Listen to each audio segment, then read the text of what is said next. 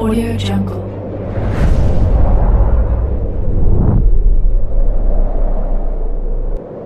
Yo, balik lagi bersama Mimin di Manhwa TV. Kali ini kita akan lanjutkan pembahasan dari cerita My Unbeatable Passive Skill Let's Middle Massive Damage. Mimin infokan kembali bagi teman-teman yang ingin menonton video terbaru lebih cepat, silahkan bergabung menjadi member di channel ini dengan biaya 5.000 per bulannya. Jika tidak, teman-teman bisa bersabar lebih dulu selama 2-3 hari untuk menonton video tersebut. Tanpa berlama-lama, yuk kita masuk ke disclaimer dulu.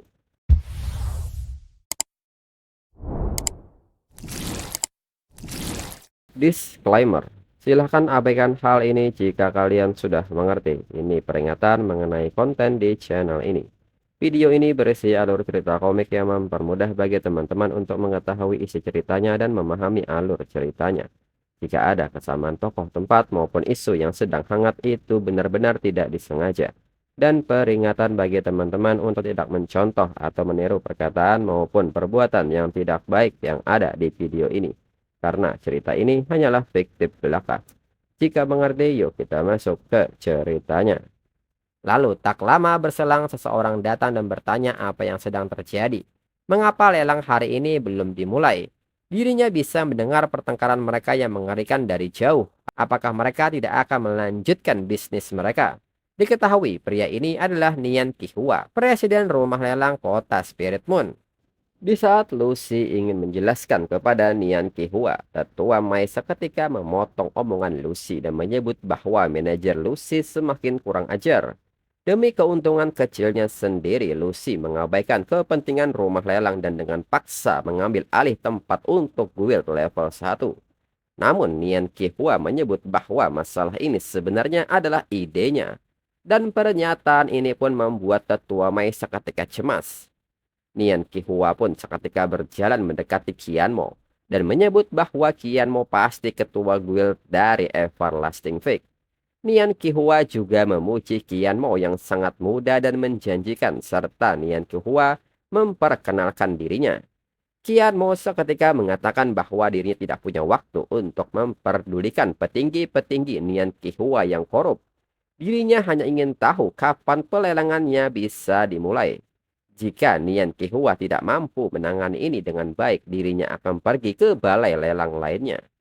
Nian Kihua pun meminta maaf untuk hal ini. Ini adalah murni kesalahan dari rumah lelang mereka. Dirinya pasti akan memberi Qianmo kesimpulan yang memuaskan. Nian Kihua segera meminta Lucy untuk pergi membantu Qianmo memulai pelelangannya. Lucy tidak perlu memikirkan hal yang lainnya. Lucy pun mengerti dan seketika pergi. Lalu tetua Mai kembali mengatakan bahwa Everlasting Fake hanya guild level 1 yang kecil. Mengapa Nian Kihua harus bersikap seperti ini? Nian Kihua pun nampak marah saat tetua Mai menyebut Everlasting Fake cuma guild kecil. Nian Kihua menegaskan bahwa mereka memberi masukan lebih dari 100 senjata dan obat-obatan tingkat epic, lebih dari apa yang dapat mereka hasilkan dalam setahun. Dan tetua Mai berani menyinggung pelanggan seperti itu. Mereka berdua pun kaget dan menyebut ini tidak mungkin. Guild level 1 macam apa yang bisa menghasilkan lebih dari 100 item tingkat epic? Lalu Nian Kihua mengatakan bahwa tetua Mai sudah semakin tua. Mulai hari ini tetua Mai tidak perlu ikut serta dalam pekerjaan di rumah lelang. Dirinya akan menyelidiki dengan seksama masalah tetua Mai yang menerima suap selama ini. Tetua Mai sebaiknya bersiap secara mental untuk apa yang akan terjadi. Tetua Mai pun menyebut bahwa Nian Kihua tidak dapat melakukan hal ini kepadanya. Dirinya telah bekerja di rumah lelang selama 50 tahun. Namun Nian Kihua tidak memperdulikan hal itu dan meminta petugas untuk membawanya pergi.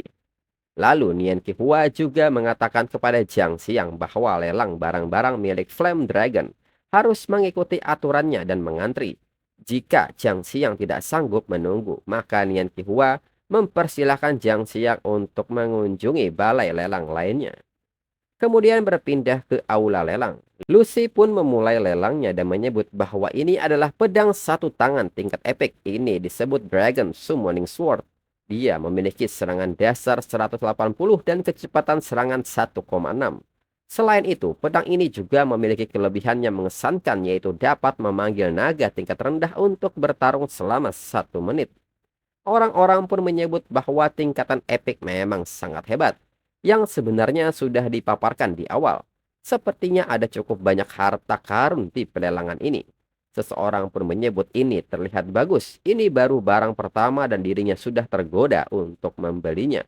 Tapi harganya pasti sangat tinggi. Lalu Kian Mo yang memperhatikan jalannya lelang menilai, ini seperti yang diharapkan dari seorang juru lelang kelas emas. Dia benar-benar pandai mengaduk-ngaduk suasana. Kian Mo penasaran seperti apa ekspresi mereka setelah mendengar harganya. Lalu Lucy pun memberitahu bahwa harga dasar untuk pedang ini adalah 500 koin emas. Tawaran setidaknya 100 koin emas lebih tinggi dari tawaran sebelumnya. Batas harga adalah 3.500 koin emas. Lucy pun mempersilahkan mereka untuk menekan tombol di sandaran tangan kiri kursi mereka sebelum menawar. Dengan ini lelang akan dimulai.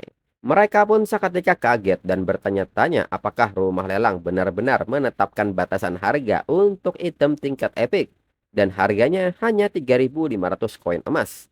Mereka pun yakin ini pasti lelucon, apakah itu semacam kesalahan. Namun seseorang tanpa pikir panjang seketika melakukan tawaran ke harga maksimal, yaitu 3.500 koin emas. Lucy pun seketika memukul palunya dan menyebut nomor 879, menawar 3.500 koin emas yang memicu batas harga. Dan barang ini terjual. Orang-orang pun semakin kaget karena item itu benar-benar terjual.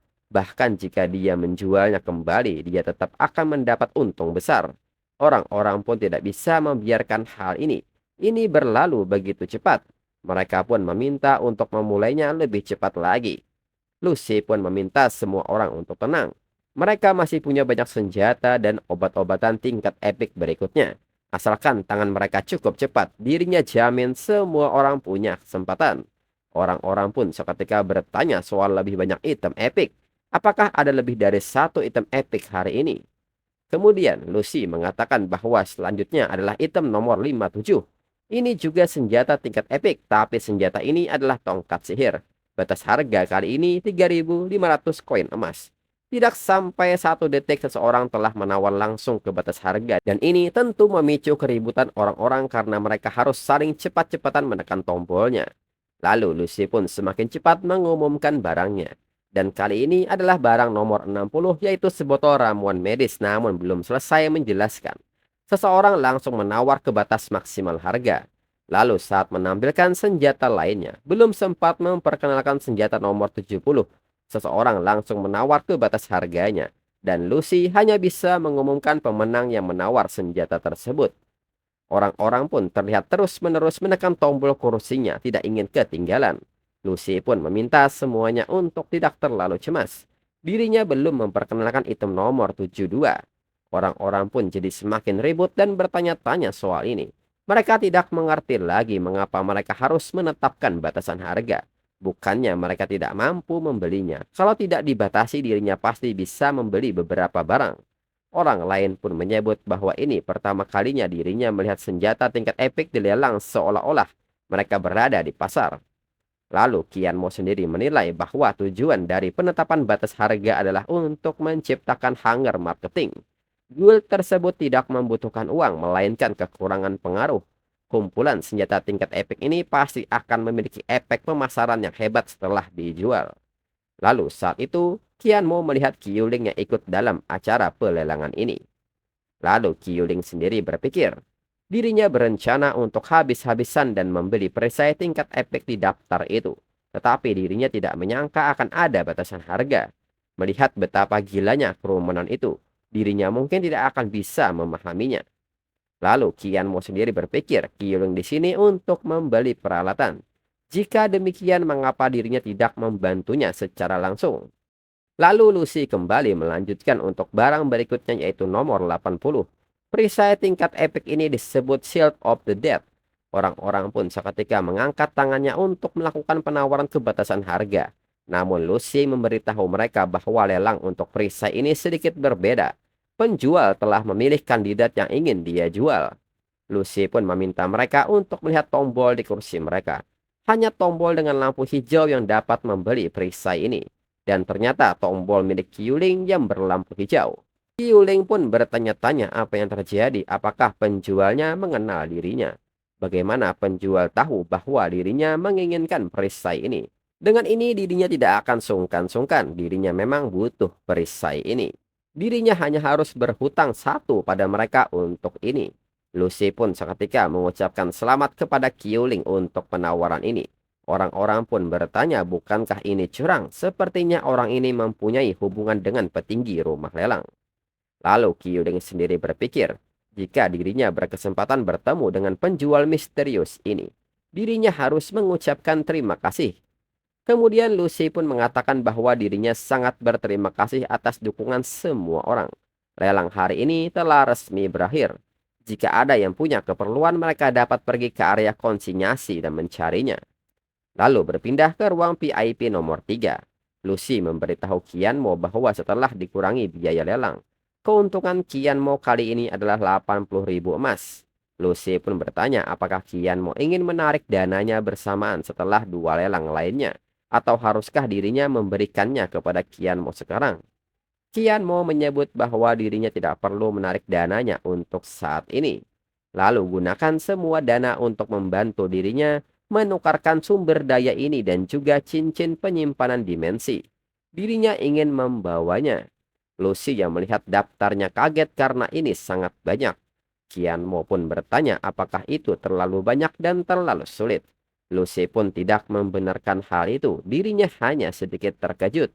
Sumber daya ini jauh melampaui apa yang dapat disediakan oleh guild level 1. Lalu Lucy juga menyampaikan bahwa ada banyak pemimpin asosiasi guild di kota Spirit Moon yang meminta bertemu dengan Qianmo melalui Nian Qihua. Apakah Qianmo ingin bertemu dengan mereka? Qianmo pun mengatakan bahwa dirinya tidak ingin bertemu mereka dan Qianmo harap rumah lelang tidak mengungkap identitas dirinya.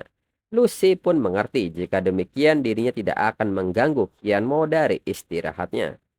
Lalu Qianmo menilai informasi seharusnya sudah cukup lama tersimpan. Dirinya harap ini akan mencapai efek yang dirinya inginkan. Setelah dirinya mengumpulkan sumber daya, dirinya dapat kembali ke guild. Pada saat itu guild seharusnya dapat naik level juga. Lalu berpindah ke bar kota Spirit Moon. Orang-orang pun menyebut bahwa balai lelang di kota Spirit Moon benar-benar hebat. Bisa menjual banyak sekali barang-barang hebat dengan harga tertentu.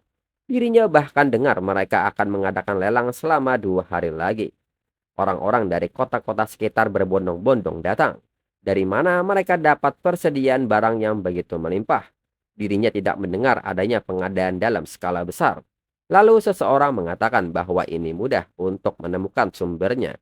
Jika mereka tertarik, lokasi pembuatan selalu terukir pada senjata. Mereka hanya perlu melihatnya. Dan dikatakan bahwa lokasi pembuatannya adalah Everlasting City. Dan orang-orang seketika melihat senjata yang baru saja mereka dapatkan dan bertuliskan di sana Everlasting City. Mendengar hal ini, Qiuling ingat bahwa Everlasting City itu adalah markas dari guild Everlasting Fake. Qiuling pun bertanya mengapa mereka secara khusus menjual perisai itu kepada dirinya. Lalu orang-orang di bar pun ingat bahwa ini adalah guild level 1 yang memungut biaya penilaian. Dan lokasi mereka sepertinya di Gloomy Forest. Mereka pun seketika mulai meneriakkan bahwa mereka akan bergabung dengan guild Everlasting Fake. Namun mereka baru ingat jika ingin bergabung mereka harus lulus penilaian guild Everlasting Fake terlebih dahulu. Qiuling pun seketika berbalik dan dengan ini dirinya akan melihat dan menyaksikan seperti apa sebenarnya guild itu. Kemudian di markas Guild Flame Dragon, seseorang mencoba senjata epic yang mereka dapatkan di rumah lelang. Orang itu pun mengatakan bahwa satu serangan saja sudah cukup untuk menghancurkan perisai tingkat epic yang Guild Flame Dragon hasilkan. Ini memang kuat. Lalu anggotanya menyebut bahwa dirinya menghabiskan harga yang sangat mahal untuk membeli ini dari seorang pelanggan yang datang dari rumah lelang. Ini diproduksi oleh Everlasting Fake. Dan diketahui pria yang saat ini mencoba pedang dari Everlasting Fake adalah ketua guild dari Flame Dragon yaitu Zhou Yan. Level 46, seorang kebangkitan kedua dari Fire Mage. Lalu Zhou Yan pun merasa heran guild level 1 bisa memproduksi senjata seperti itu. Kalau mereka biarkan berkembang betapa mengerikan jadinya. Dirinya juga dengar ketua guild mereka hanya level 36. Tapi saat Jiang Xiang berselisih dengannya hari ini, Jiang Xiang begitu ketakutan sampai bahkan meminta maaf. Jiang Xiang pun mengatakan bahwa dirinya juga tidak tahu kenapa. Orang itu jelas hanya level 36, tetapi dirinya bisa merasakan kalau dia sangat berbahaya. Zhou Yan pun menekankan bahwa level ketua guild sangat rendah, namun sangat ahli dalam menempa. Terlihat bahwa dia mengerahkan seluruh tenaganya dalam menempa.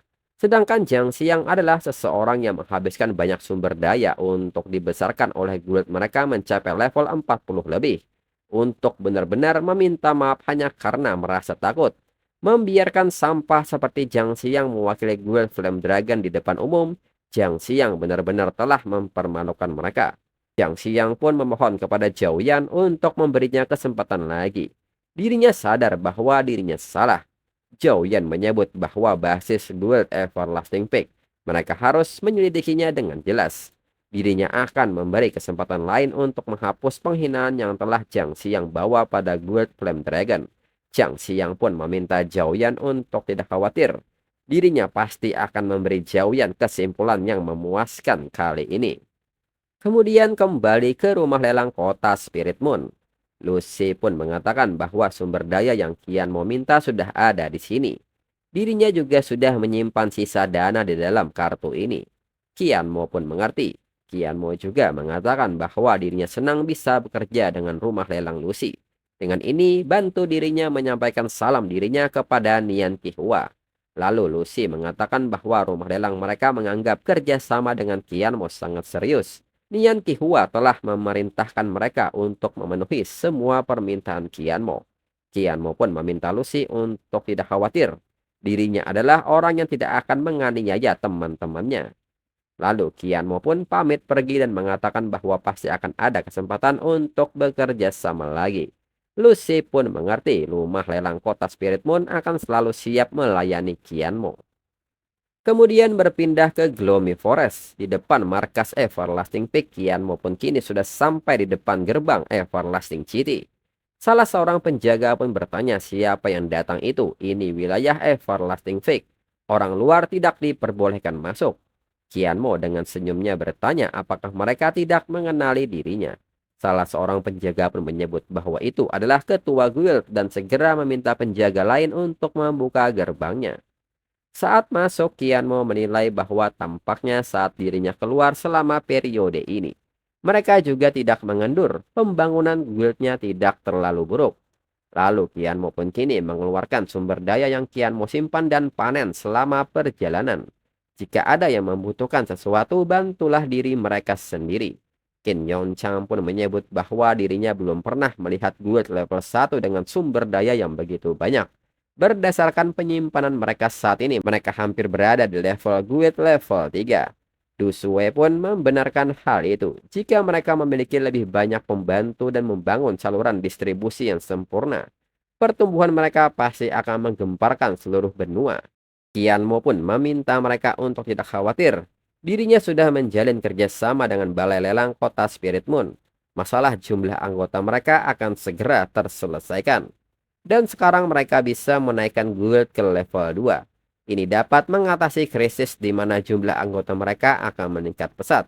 Dan seketika Qian Mo menekan jendela status dari guild. Bersamaan dengan itu markas Everlasting Peak mulai berubah. Zhou Xiwei pun nampak kaget dengan fenomena ini. Guild mereka naik level. Lalu Huang Tian yang melihat cahaya ini menyebut bahwa Qian Mo telah kembali. Dan tak berselang lama notifikasi pun muncul dan mengucapkan selamat kepada ketua guild.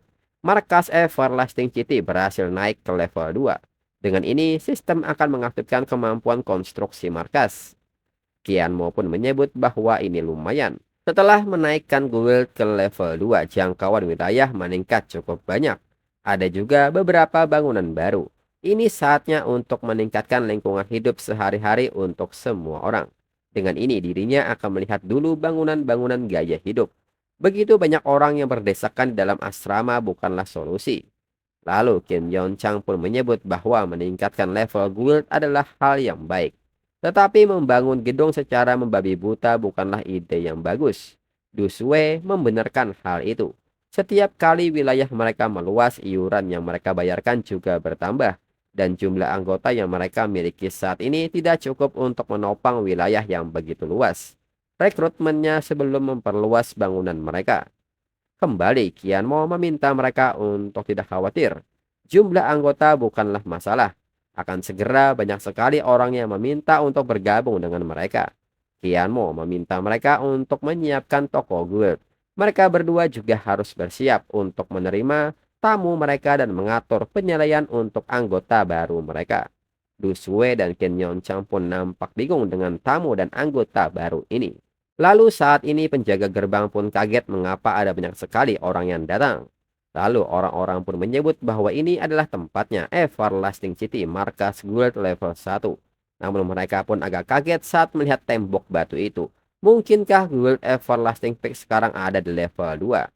Mereka pun menilai kecepatan naik level ini terlalu konyol. Mereka pun penasaran orang macam apa yang memimpin guild ini. Lalu mereka pun bertanya kepada penjaga apakah ini guild Everlasting Fig. Penjaga pun membenarkan hal itu, ini markas guild mereka. Penjaga pun bertanya apakah mereka membutuhkan sesuatu. Lalu Jiang Xiang pun maju dan menyebut bahwa mereka adalah pembeli di rumah lelang kota Spirit Moon. Mereka dengar guild Everlasting Fig punya banyak sekali senjata tingkat epic. Jadi dirinya mengajak sekelompok teman ke sini untuk menunjukkan dukungan. Lalu Du Sue menilai Gloomy Forest adalah lokasi yang sangat tersembunyi. Tidak ada petualang yang pernah datang ke dekatnya. Du Sue pun bertanya-tanya dari mana anggota baru akan datang. Dan apa yang dipikirkan oleh Qian Mo. Kemudian penjaga pun memanggil Du Sue dan memintanya untuk segera datang ke gerbang kota. Du Sue pun seketika kaget dan bertanya apa yang terjadi dengan gerbang kota. Penjaga pun menyebut bahwa ada banyak orang di gerbang kota. Beberapa di sini untuk membeli senjata dan beberapa lagi datang untuk bergabung dengan guild. Du Sue pun kaget mendengarnya. Lalu Du Sue pun pergi ke gerbang kota dan menyampaikan kepada semua orang bahwa dirinya mengerti. Semua orang di sini untuk perlengkapan tingkat epic mereka. Namun Du Sue meminta mereka untuk tidak cemas. Perlengkapan di gudang mereka masih lebih dari cukup. Orang-orang pun menyebut ini hebat. Setidaknya kali ini mereka tidak berburuk sangka. Beberapa orang pun menyebut bahwa mereka membawa lebih dari cukup koin emas kali ini. Dirinya harus membeli lebih banyak nanti. Dan sebagian orang mengatakan kepada Du Sue bahwa mereka di sini untuk mengikuti penilaian guild. Du Sue pun berpikir. Du Sue pun menyebut Qian Mo sungguh luar biasa. Dirinya tidak tahu apa yang Qian Mo lakukan, tetapi banyak sekali orang yang datang. Namun Du Sue tidak ingin memikirkannya. Dirinya hanya harus mengurus dengan baik masalah yang diminta oleh Qian Mo kepadanya. Lalu Du Sue pun mengatakan karena semua orang di sini untuk barang-barang guild mereka. Du Sue memohon kepada mereka untuk mematuhi peraturan dan pergi ke toko seluler guild untuk memilih. Dan seketika Du Sue membukakan toko guild di hadapan semua orang. Dari dalamnya terdapat banyak senjata tingkat epic. Orang-orang pun seketika takjub. Mereka menyebut bahwa barang-barang ini memang tidak memiliki masalah kualitas. Tetapi harganya terlalu tinggi. Sebelumnya di rumah lelang harganya jauh lebih murah, namun mengapa di sini naik begitu banyak? Sebagian orang membenarkan hal itu jika mereka tahu tentang harganya, dirinya tidak akan datang jauh-jauh ke sini. Du Sue pun menjelaskan bahwa persediaan di rumah lelang terbatas. Mereka bahkan harus menawar satu sama lain. Tetapi mereka punya persediaan melimpah di gudang guild, jadi mereka berhak menentukan harga. Orang-orang pun menyebut itu juga benar. Mereka juga menghemat biaya masuk dan biaya pemrosesan di rumah lelang. Jika selisihnya tidak terlalu jauh dan sudah pasti mereka bisa membelinya. Namun Jiang Xiang pun meminta semua orang untuk tidak mendengarkan omong kosong guild Everlasting Peak. Everlasting Peak jelas-jelas menaikkan harga dengan jahat. Namun mereka masih bersikap sombong. Guild Everlasting Peak menindas yang lain. Dalam pikiran Jiang Xiang, selama dirinya bisa mengintensifkan konflik, menghasut orang-orang ini untuk menyerang, menciptakan kekacauan, maka guild ini akan lumpuh dan dirinya dapat menghadapi Qian Mo. Lalu Jiang Xiang pun bertanya apakah guild level 2 kecil akan bersikap sombong. Apakah Du Sue tidak takut memicu kemarahan publik? Jiang Xiang pun meminta ketua guild Cheng Qian Mo untuk datang ke sini. Du Sue pun menyebut bahwa dirinya tidak melihat adanya kemarahan publik. Tapi Jiang Xiang telah melompat-lompat kegirangan selama beberapa saat. Du Sue pun bertanya apa yang ingin Jiang Xiang lakukan.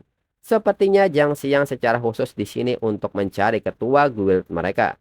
Jiang Xiang pun kesal dan menyebut bahwa Du Shuai merupakan seorang pandai besi, berani berbicara seperti ini kepada dirinya. Jiang Xiang pun bertanya apakah Du Shuai percaya bahwa dirinya akan membunuh Du Shuai sekarang.